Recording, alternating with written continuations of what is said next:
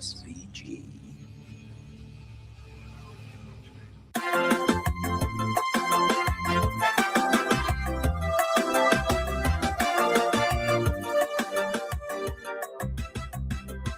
The world has become such a cruel place. Something is wrong with the human race. Preacher man say it's wonders and signs. We are living in the end of times. Where is the love we once used to know?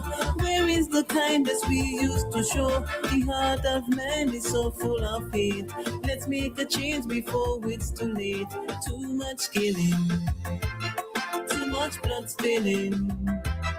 Each and every morning, it's weeping and mourning. We've got to stop all the crimes, erase the violence, let our voice be heard.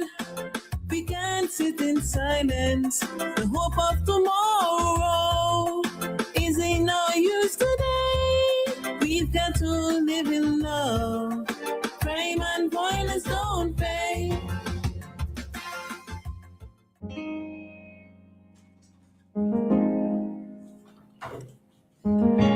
All right, today the time in St. Vincent and the Grenadines is now 11 minutes after 8 o'clock in the morning time. And this morning, you know what usually happen on a Thursday morning?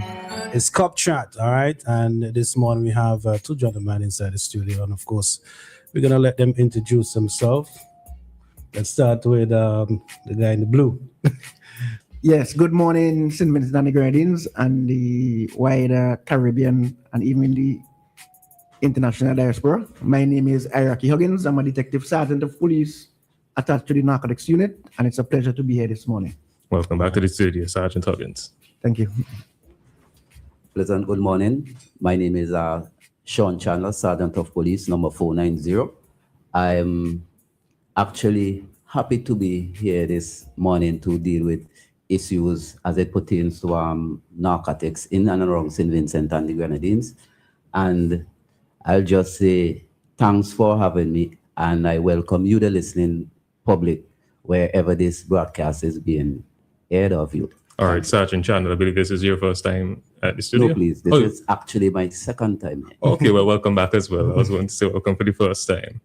All right, then. So for the average Vincentian, what is the narcotic unit's core mission, and why does it matter beyond just making drug arrests? If I may start, the narcotics unit has the mandate of dealing with all illegal drugs within St. Vincent and the Grenadines, and it spreads wide. We enforce the drug laws, which is 284 of the Drug Prevention of Misuse Act of the Realization of the Law of St. Vincent and the Grenadines, 2009. We investigate and enforce all drug-related and illegal production, distribution of narcotics. Two, we prevention of abuse. We also educate the public, and we do outreach programs. With schools, churches, you name it, we are there. We also are intelligence gathering arm of the police force, where we gather intelligence and surveillance in drug-related and drug trafficking offenses.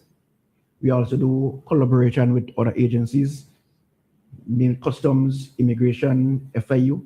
We do operations with them, which very successful.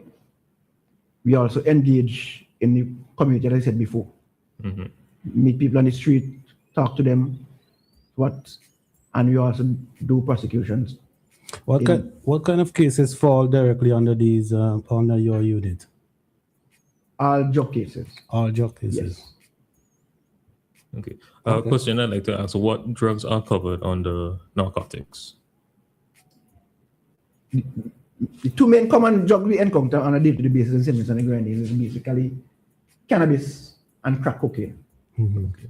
But there is also provision for methamphetamine, opium, and so on, heroin, and the likes under the laws.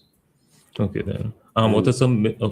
sorry. Yeah, and if I may add, it also have the hash, which is common hashish. Hashish. That is a byproduct of the cannabis. That is creeping in to our society, and what Sergeant Huggins alluded to earlier, where based on the operations outside of St. Vincent, where we have to look at the different trend of drugs. This is something we have to look at as well.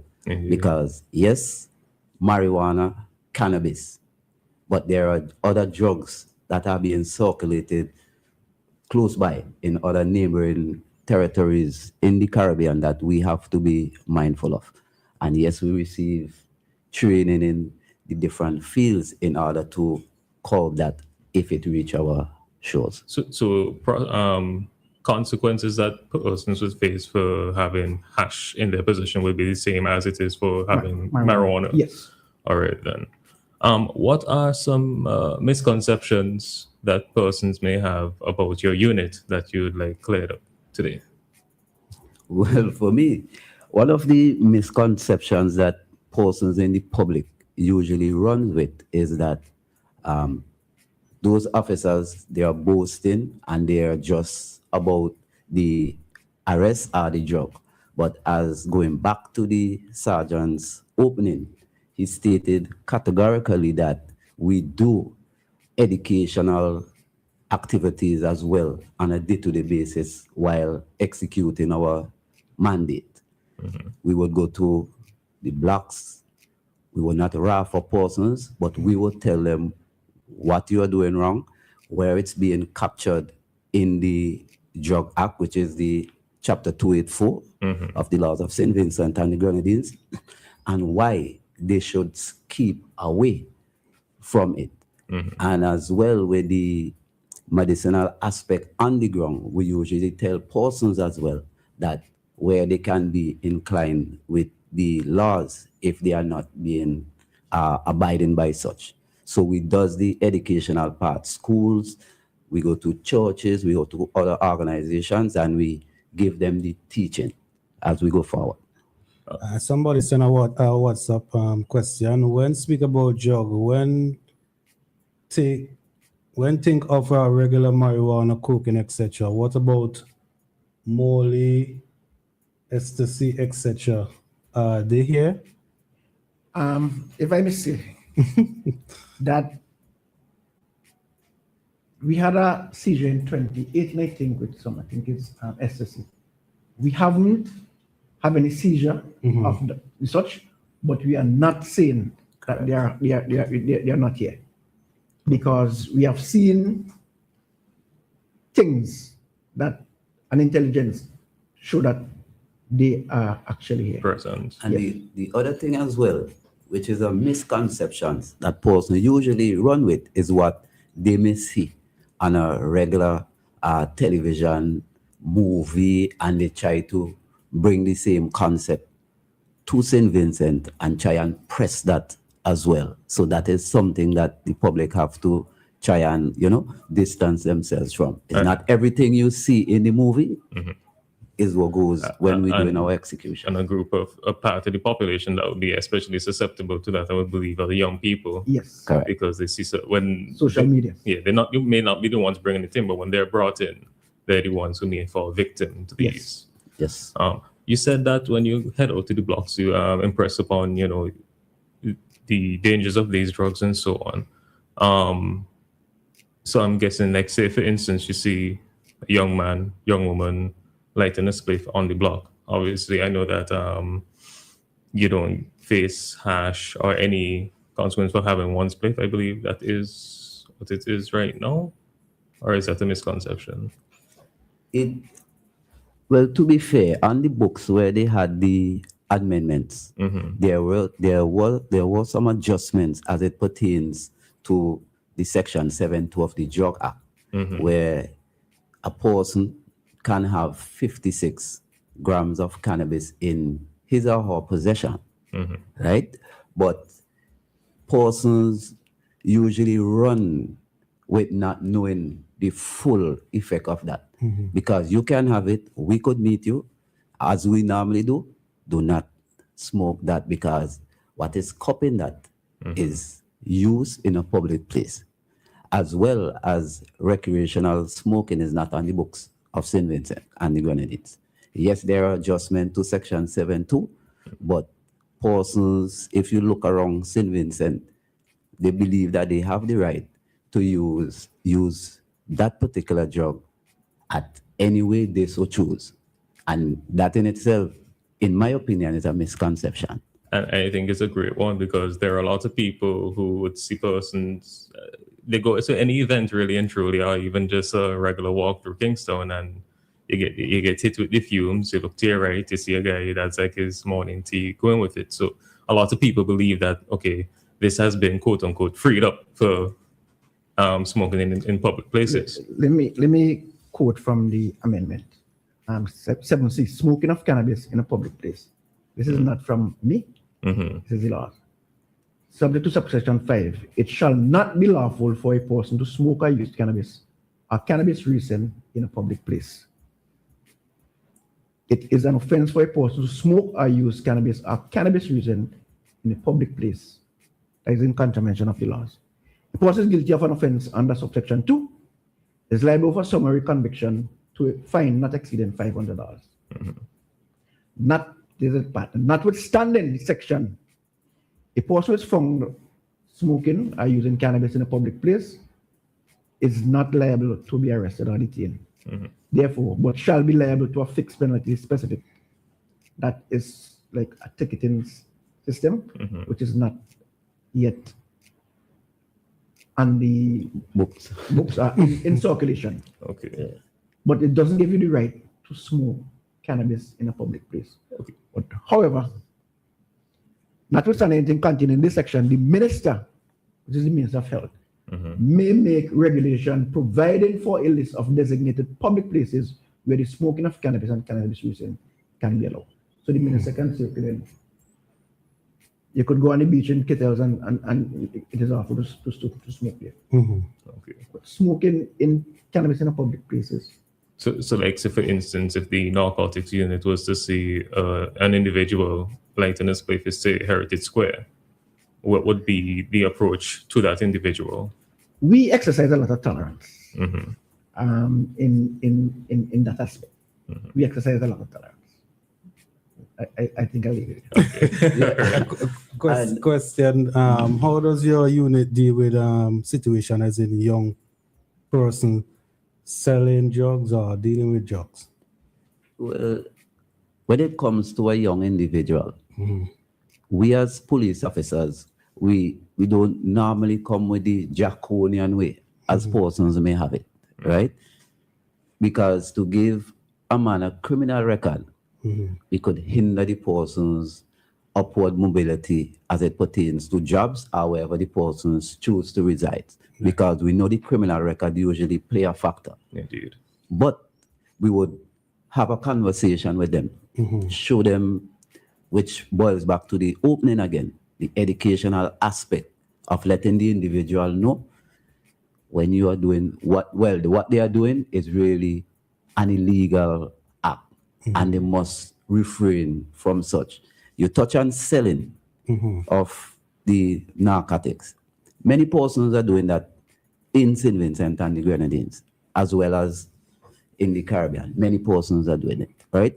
But we need to understand when it comes to cannabis, the sale of narcotics, it is a crime.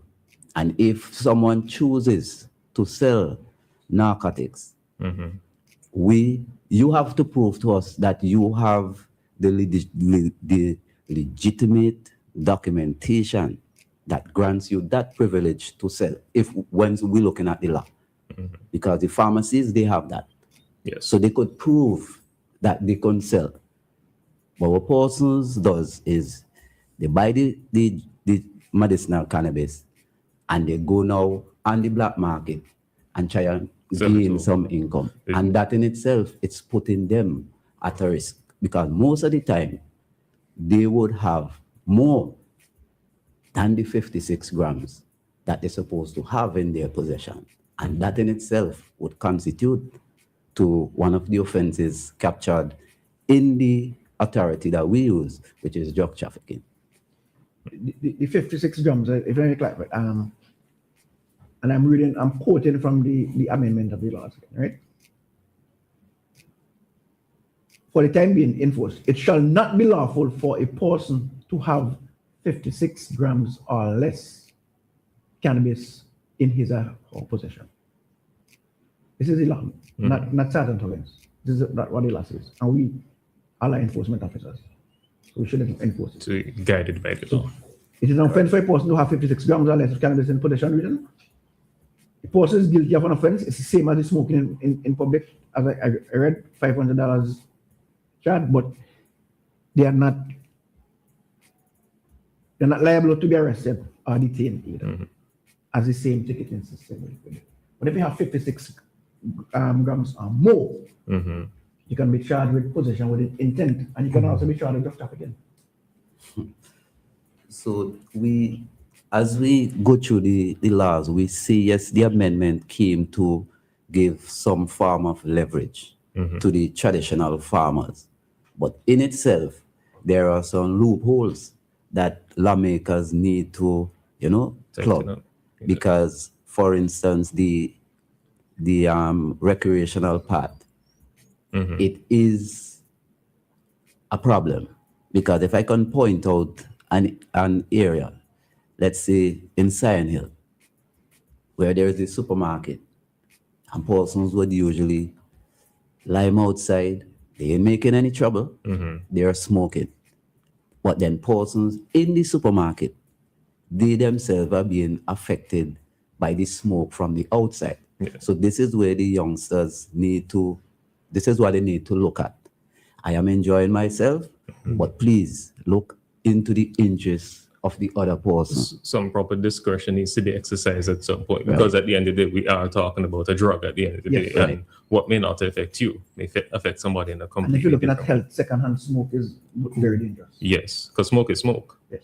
And if we flip the coin a bit, we might look at the same drug issue and the use and the smoking misconception as well. We look at the schools, because I heard from ACP Bailey where he pointed out on radio that a student rolled a marijuana cigarette in class, took out his lighter, lit it. So, and the drug act states that action, once a person is found with the cannabis on or around the school, it's drug trafficking, even though it's a one split. And drug trafficking carries a heavy fine, a penalty. Let me just use penalty. So persons need to understand it. The school, the road, our pathway, or even where you have inter-school sports coming up. Yes. Persons believe, even students believe they can walk with it at the arena for their own enjoyment. Because for them, this is like walking with a bottle of cola. This is just like any other thing, but it should not be treated as such. Right. Once you are a school student, you're supposed to operate as such. And the act itself, they believe to themselves that, okay, they have the right to do this. But they need to understand that the law, it says what you can and can't do. And once you infringe, you should be liable. But persons need to understand it, especially if they're walking in the road. If I may step in from silence in terms of drug trafficking, any facility that a schools adopt to get to do any school function, automatically that becomes a school. So if you are found within 100 yards of that facility, you can be charged for drug trafficking. So once it's a sporting activity we use in the Independence Park, that is now... A school comes at WEFM here, we having a function, official function at WEFM school, and someone is found within 100 yards with cannabis, they can be charged for drug trafficking. And the fine for drug trafficking is, I think, 25 years an indictment, and about $5 million in fine, it will be. And upon conviction, you could be imprisonment for life too. And you can be fined and confined. Double whammy. And whereas once we could establish the value of the drug, let us say I fine you with 3 kilos, and there is about $90,000 street value. Mm-hmm. The court has the authority to multiply that by 3. Oh. Yeah, So man. 3 times 9 is 27, so that's $270,000 value. Question: is there like an existing chart or guidance for how you determine the value of drugs in terms of how you know how much 56 grams is worth, or etc.? Yeah, the court have a documentation, a guide that they use, because I know you might read in papers where a particular individual maybe find a certain amount, and you might say, wait, that is what they're using. So they have a guiding scheme, and certain things would play on that person's behalf as well, like how they operate with the police. They ain't waste the court time, and by that they get some adjustments, so it lowers the cost right now. Yeah. If you can take me through the process, right? When get caught with cannabis, what happened next? An investigation is launched, because the cannabis itself is just the having the evidence or the exhibit, but it doesn't end there. We have to carry out our investigation to prove that what you are caught with, you infringe. So you have the sampling have to be taken. There's a drug sampling procedure at the drug squad base, because there was some amendments. We cannot lay a charge unless the drug is sampled first, the procedure. Where the person go to the drug squad base, they are being explained, well, the sampler would say, this is what I am going to do, and show him the procedure right through, up until it finished. And they are given the opportunity to sign. Some persons usually sign, and some persons usually, distance themselves. But that is itself is part of getting the case file prepared for prosecution. And we will do like CCTV footages. We would go that deep. We would execute the 48 hours, because some arrests are direct, but some you would have to do in-depth investigation, and something like the CID. We do a Right? thorough investigation before we charge and take someone to court in relation to drugs. Sounds like no stone is left unturned. This might be a weird question, but what happened after all this is finished? What happened to the drugs after all this is finished? Well, it's the court order. Once the matter is disposed of, the court will order destruction order on the drug. And we normally do drug destruction, on some basis time. We do it at, and I know you guys might hear some people might be talking about we born in, and what we born now, what we not born in, and stuff like that. So we do our destruction. All right, we just let listeners know you could give us a call 457-9997 if you wanna get into the discussion on Cop Chat this morning. Closest any questions via WhatsApp at the same number. Let me see. Here's WhatsApp. SVG right now, marijuana is being sold by all persons who do not have a license to do so. It is being sold as if you are going to the shop to buy rice and sugar or any other commodity. It is a serious issue and need urgent attention to this problem. In a case like this, if they know this is going, they should report it to you. Well, yes. So once you know that we welcome our reports and we give them confidential. Yeah. And as the sergeant stated, when we focus in on the drug use and the weights used, whether by sale or otherwise, we usually exhaust our options when we have them. Meaning, we would talk to you, give you, man, this is wrong. You don't have the prerequisites to do this. The MCA Act gives certain guidelines, certain way you're supposed to carry yourself in order to carry on certain activities. You're not doing it, you can be liable. And one of the things that we do most of the time is just seize the drugs, warn the person, let them go. But the drug is being recorded still for statistical use, which Sergeant Huggins usually do for St. Vincent and the Grenadines. Pertaining to the question, the comment that the WhatsApp, there are some lounges throughout St. Vincent and the Grenadines that has the license to sell medicinal cannabis. In order to purchase medicinal cannabis from that, you're supposed to have a patient ID where you visit your doctor and the doctor will prescribe, if they prescribe medicinal cannabis for you to use, then you have to use that patient ID. Go to that lounge, present it to them. Then I have this, so I could purchase marijuana for this ailment.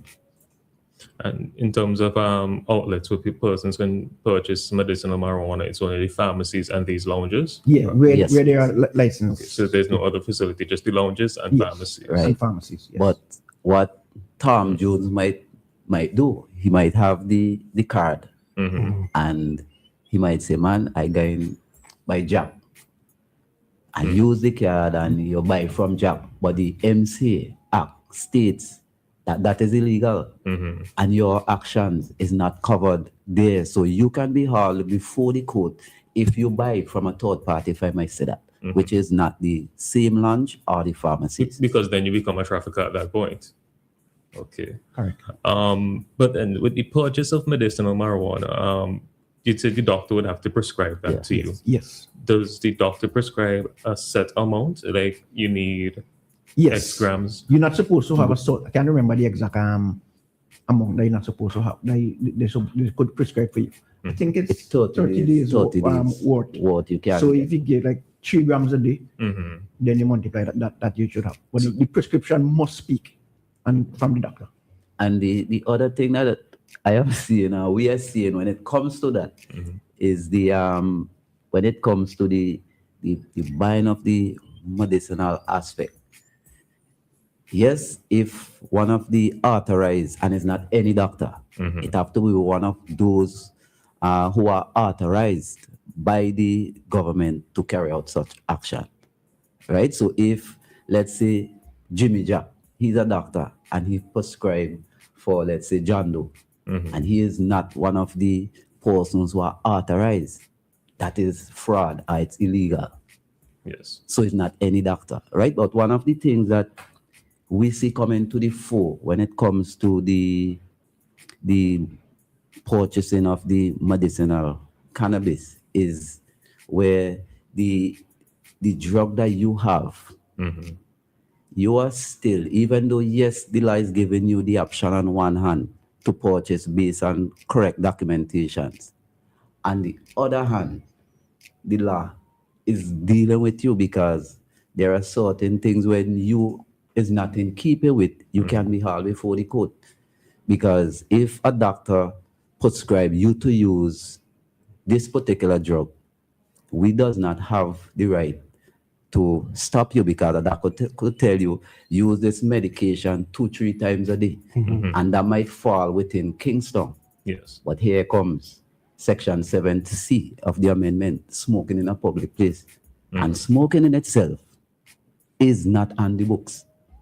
So you see what, if you can see through my eyes, the capsules, the oil, the 2 teaspoons 3 times a day, that might be more feasible for you under that part when it comes to public place and using as prescribed by a medical practitioner, authorized by the government. There's a question here I want to ask. What should young people and parents understand about the danger of casual drugs use, especially when certain substances are treated as a harmless or normal? I laugh, right? And I noticed the sergeant laugh as well. But if you really narrow it down, and we would say drugs that are not, well, when it comes to harm, and just zeroing in on that. And the first thing that I captured is alcohol usage, right? But remember, with the alcohol, persons could add something to your drink, especially for females. And then you can be taken advantage of. And the same alcohol, it is illegal for those persons who didn't reach the required age. Right? So that in itself, it could put a young person in a different bracket that they don't want to really be in. When they say casual drugs, casual drugs, that's why I talk about casual. Because two types, legal and illegal drugs. Once it's illegal, it's harmful to you. So I can't see the casual comes in with that. We have a call on the line. Let's take this call. Hello, good morning. Gentlemen, I have a question here. Do doctors recommend patients like to boil marijuana? Do they ever recommend that to any patient, like to boil it, and how much? Because how you saying about they can take the capsule, etc., etc. What about boiling it?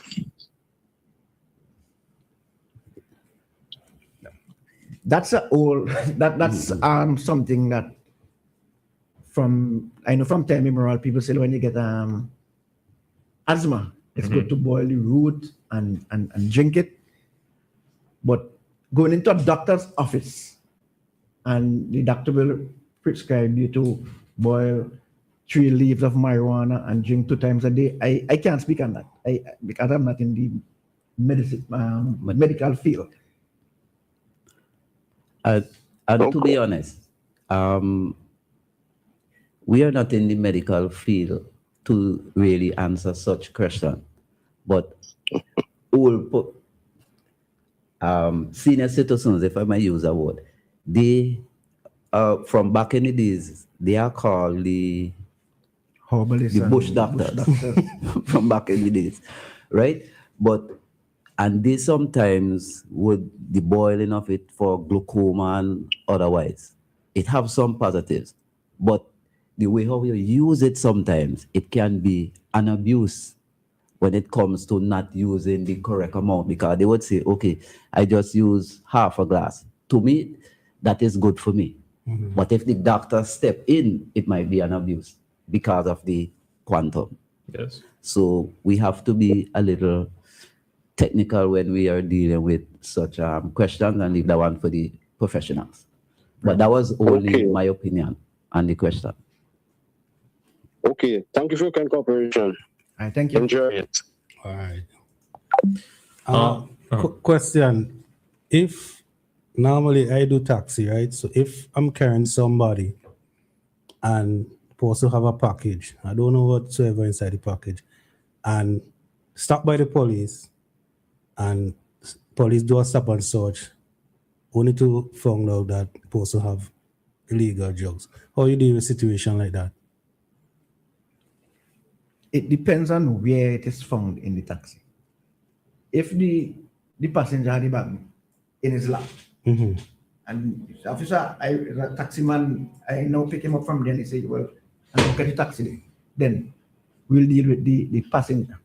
However, if it is found like in a trunk, in both of you in the front and it is found in the back, then we'll have to do a thorough investigation to find out the owner who have knowledge, and knowledge is part of points to prove possession, control, and custody of it.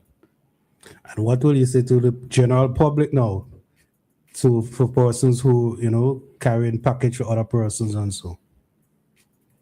If a man bring like let's say we go in America or we go in the States, and people often have fried fish, they put fruit and stuff like that. I'm just going higher. And somebody bring a package. Oh, carry this for Tanti Mall, give me some breadfruit and fried fish inside it. Well tape up and seal up. My advice to you is to open it and make sure what the person said is inside it, it's not inside it. Correct. Because the owner is on you if you go up there and you get caught. You can't go tell them Chandler, give me for carry tantimol. You the one in the hot water. Now that Maka's brought up the point of persons who might be innocent, unknowingly dealing with drugs. It brings up the next question. Law-abiding citizens, why should they care about the work of the narcotics units and the enforcement of the narcotics act? That I would answer that question hinging back on the previous question with the taxi man and the, so the investigation would point us in the direction that we need to go. Because yes, the taxi man would get, what we does use the street word would get pulling. I mean, go to the station. He would be interviewed. And by you interviewing him, his body language would tell you something. And at the end of all the investigation, we would know if the two-layer charge to that person or not. And we cannot downplay the conspiracy. Because the taxi man may be doing his work legitimately. But what about those taxi men who, after being asked to do this for me, they know that their drugs is being transported. Especially they paying like a large because of the money. You have knowledge. Once you have knowledge. This is knowledge. Exactly. So they can be part of the transaction where conspiracy could play a part. So, but we would know when to lay the charge, and if we have in difficulty, we have the DPP's office who would lend guidance as it pertains to charging and so forth. I'd like to ask about how the connection is made between drugs and other threats such as firearms and gang violence. Okay. Drugs, the drug trafficking chain,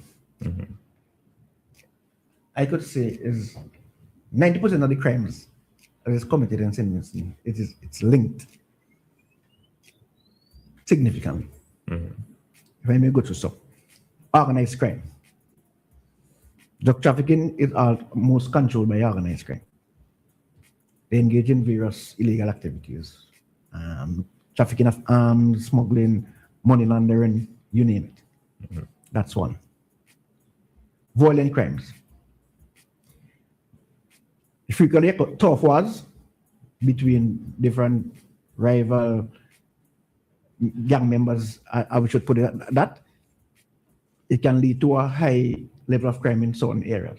That you have a tough you're selling, you're a tough you're selling. I can't go on your tough, you come, shooting, killing, murder.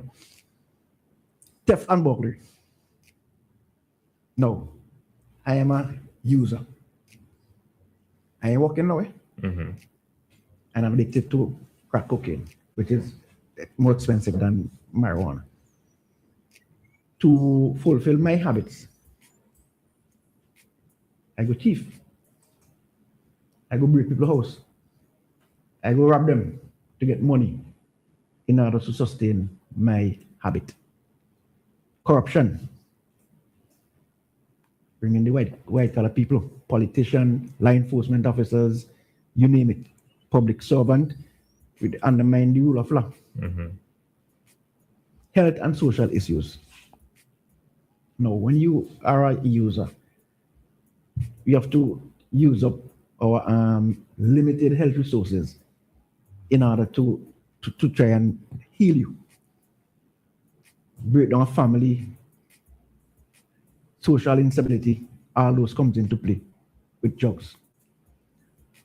Cybercrime, what we have seen, and it's on the international scene where drugs are sold in the dark net. That's something we have to be mindful of. And we are seeing a little bit here and there on social media where cookies and are advertised for sale. in some countries, I want to say in terrorism financing, you can use that aspect of financing terrorists, the drug money to finance terrorists. It's not happening. I can't say it's happening, but the monies can come here and then go to wider part of the world. So, in a nutshell, you show where drugs is linked to various offenses. And if I may add, because the sergeant touched on some very important points as he gave his answer. And we know firearms do manufacture here. And we know there are some high-powered rifles that are in St. Vincent and the Grenadines. And when persons do the drug transaction through territorial waters and neighboring countries, gone are the days when men would say, okay, cash for drugs, or it's cash for guns to defend the turf war. Have we had turf wars in St. Vincent? When we say turf war, we're just like, okay, I live in let's say, Kingston Park, you living in Liu, you can't come Kingston Park and carry on your business. So you would have a friction there. So have there been instances of that in our local landscape? Yes. Okay. Related to drugs or just? Yeah, man. Yes. Okay. As well as the white collar crimes. And from training, that in itself, and my may is in inverted commas, meaning it may be going on as well as it might not be. But since we have the international airport, we have to broaden our knowledge and expect certain things. And the pharmacies, they themselves can be using the business to sell products otherwise than the pharmaceuticals. Because you can have certain pills that instead of you selling it, you can sell it in the container. Yes. That says, okay, this is medicinal cannabis and it's capsules. But the capsules are not cannabis. There are something else. Have there been instances of that? No, I'm just saying from training, that is what is being reported. As I said before, we haven't had any seizure, Mali and stuff like that. We haven't had any seizures of that. Right. I said we not ruling out that here. But we have to look at it because the simple ecstasy, you might hear it here, right? But until we could physically show that it is here where we have an arrest, this is where you would see that, someone is culpable of conducting such activities. So if we are moving to a modernized society, we cannot rule out that, okay, pharmacies may doing X, Y, and Z as it pertains to their professional field. They can do that, as well as a friend could help a friend in the money laundering aspect as it pertains to, the covering of your funds. Yes. As well as if you are moving the drug through pharmaceutical means, it can be covered under that as well, where it could move from here easily to another country. But the other countries might have the mechanisms to point out and say, okay, this is something illegal. So if you get away from us, you could be caught in a net. Yeah, there are early warning systems in place to detect that such. Right? The drug inspectorate normally deals with that aspect. And if there's any abnormalities, they will contact us and we'll do necessaries. Of all the illegal drugs that are in circulation on our streets, which do you think poses the greatest threat to the population of St. Vincent and the Grenadines? Crack cocaine. Crack cocaine. Comes with violence. Could you do you have stats to provide how much of that is confiscated on a yearly basis? Yes, we have statistics. I can't give you a direct figure, but crack, as I said earlier on, the two main drugs that we see on a day-to-day basis in St. Vincent and the Grenadines, crack cocaine, which is a byproduct of cocaine. Yes. Cocaine is made of different chemicals and coca leaves and so acid and stuff like that. Crack cocaine now, you add in more, you might get an ounce of cocaine, and then you can get almost 4 or 5 ounces of crack with that. You add in the baking soda and other chemicals, cook it, and it is a half-whitish looking substance when it's finished. And it is sold in small pieces. They are $5 bomb, they call it $10 rack. When they're selling the crack cocaine. Oh, I've heard them use those terms when talking about weed, but I've never. Sorry, I said rock and maybe correction. Okay. Yeah, $5 rack, $10 rack, you can have ounces, they sell them by the ounces. So that we don't see the rock cocaine using like snorting here much selling on the streets. We don't intercept that. We intercept more the kilos and stuff like that. That is the raw form of the cocaine. So crack cocaine is not snorted. That is no, that is used. I don't know if you ever see those crackheads on the street. They use a pipe. I think I've seen the pipe. Yes. They pull the gas. And they pull, and it makes a crackling song. That's understand that is where it gets its name from. So are the pipes confiscated? We usually take them from them. Okay, so if you find them with the pipe but not the drug, we take the pipe. We just take the pipe from under the drug application. Okay, because it's a specific pipe. Those are perfenals. Oh, okay. Because that could only be utilized for that one purpose. Because so they can't tell you, oh, not doing some plumbing or something and get away with it. And if we look at our international brothers, you know the injecting of such drug is evident on that side. But I cannot say for a fact that injecting is here in St. Vincent. So the primary consumption for those taking that drug here is the pipe. Yeah, chewing gas.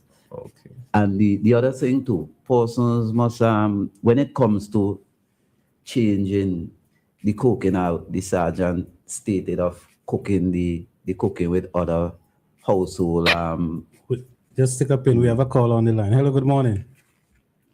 Good morning. Morning. Just a question. You have displayed quite measurable leadership qualities. What say you about the lack of ability of the ULP or Ralph Gonzalez in general to have transition in leadership? How do you feel about that?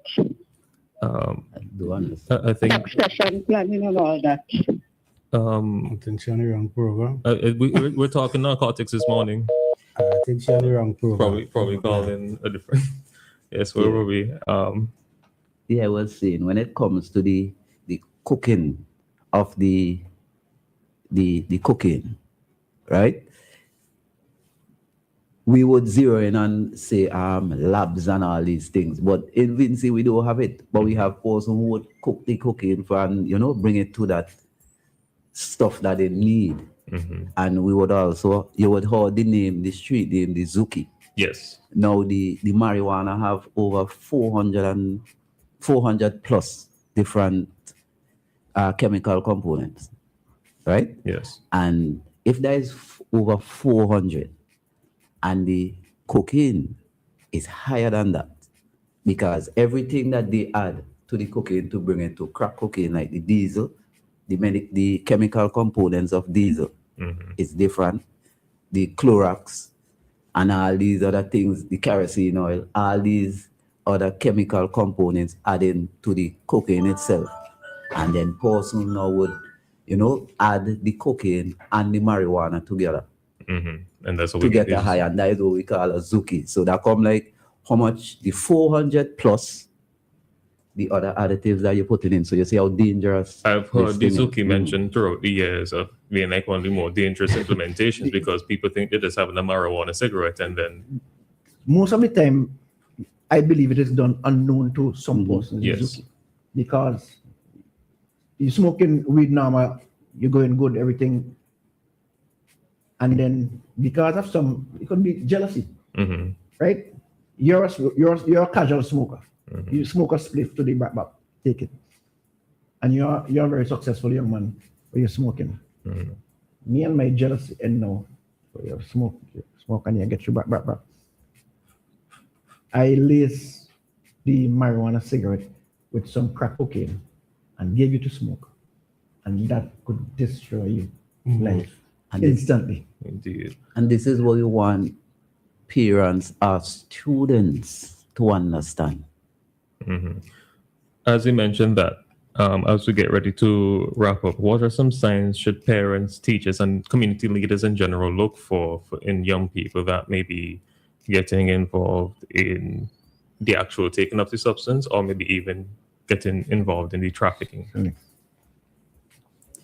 Well, one of the things that teachers or the parents could pinpoint quickly is the lining of the lips that usually change with marijuana smoking.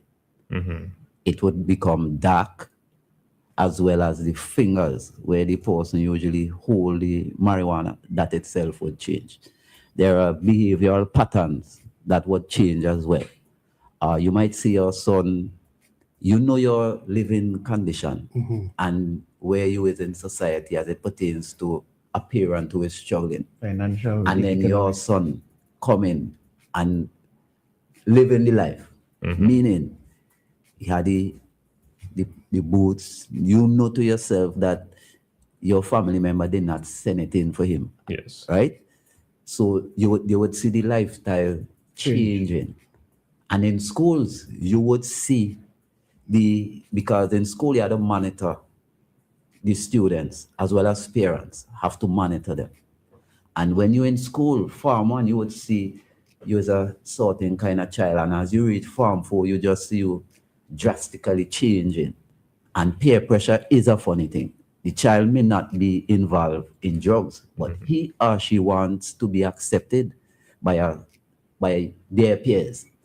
So you pretend to be. So when you see the behavior, you have to ask the question, or you make use of the counselors in schools. And one of the things that I would appreciate or love to see happening is the Ministry of Education doing their part as it pertains to an entity when it comes to the schools in helping to make sure that their regulations is in keeping when it comes to students and school, because in St. Vincent we have different mechanisms, and the police can only do the job of the police, which is enforcing the law. And if you commit yourself, you should be liable. And if we continue to give passes, we are not saying lock you up, charge you, because I know earlier I say we have to protect them. But if they keep getting a red card, a green card, we would be breathing a different kind of criminals. And when they believe to themselves, oh, this is the correct way to do things, we might find ourselves, when we're ready to pull back, the tree is already in a certain way that it cannot be bent back. Right. Somebody on the WhatsApp is making a comment about cooking with dry juice. Maybe in the terms of what you mentioned earlier on. Yeah, so final thoughts, gentlemen, before we wrap things up. Well, what I would like to see is the drug problem is not narcotics problem. It is not the government's problem. It is not the parents' problem alone. It's a problem for the whole country. And in order for we to make a dent in it, we have to act as one. We have to, as you say, the chain is stronger as the weakest link. We have to be together in this fight, putting this fight forward to the drug traffickers and to the users also. As we mentioned before, it's all around. As I mentioned, it's not only the user only. It affects the wider community. And another thing is young people and the use of marijuana, to be exact. it's been a recurrent problem. And as the sergeant said, the ACP would have mentioned what he was told at a particular school. Very regular, we are getting calls from all different schools throughout St. Vincent and the Grenadines about defining drugs on students. Sometimes we go there on a different issue, and you'll see they present a lot that they would have seized before. So it's becoming a problem in the schools. That's why we use all of our assets and try to accommodate schools when they call for us to go in and have talk with children. So the only thing drugs bring, two things I always tell them: jail or death. And those are not too nice things. And they can also take you to the hospital, because I've seen where students consume the edibles and knowing it was laced with marijuana and end up in the hospital. Yep. So it's a societal problem for us in St. Vincent and the Grenadines, and we must work together to try and curb it. We can't stop it, but we try and curb it as much as possible as we can.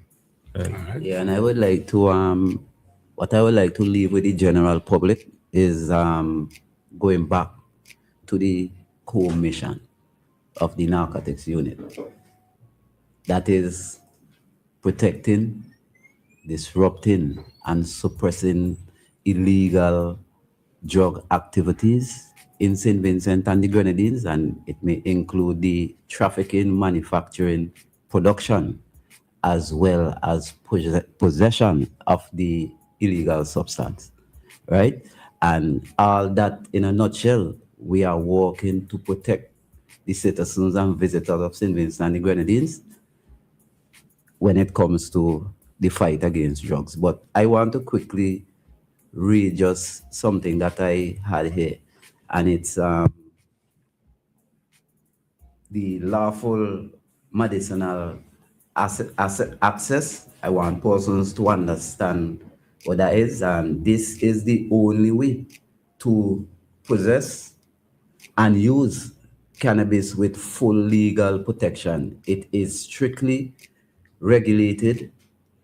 It's a strictly regulated system. It is overseen by the MCA, that is the Medicinal Cannabis Authority. The access part, you must be seen by a medical MCA authorized physician, as alluded to earlier, and diagnosed, right? The documentation, you must possess a valid medicinal cannabis ID card. The source, lawful cannabis can only be purchased from licensed pharmacy or health centers. The quantity, it must be 56 grams or the 30-day prescribed amount. And the criminal conduct, which persons must understand, is it falls directly within our responsibility, the narcotics unit. We exit the excessive quantity, that is over 56 grams, unlicensed cultivation. That means if you do not have the documentation to cultivate, and you cultivate, even though 1, 2, or 3 plants, you can be liable, right? The drug trafficking, sales, selling cannabis outside the licensed pharmacy system, even in small amount, is a crime. And the prescription fraud, where you sell something that is not in keeping in what the, let's say, the container states. And that is why I would like to leave with you, the listening public of St. Vincent and the Grenadines, and say thanks for having me. And those cards only valid for 1 year. Yes, please. Oh, so that has to be renewed on a yearly basis. Yeah. All right, then. Thank you, Sergeants, for joining us this morning. We're joined by Sergeant Chandler and Sergeant Huggins of the Narcotics Unit of the Royal St. Vincent and the Grenadines Police Force. And join us again next Thursday, where we have more members of the police force, so they enlighten us on the ins and outs of their divisions. Guys, I want to thank you so much for jumping in this morning. Thank you. All right. That's it for Cup Chat right here on WEFM 99.9. Of course, join us again next week, Thursday, for another one.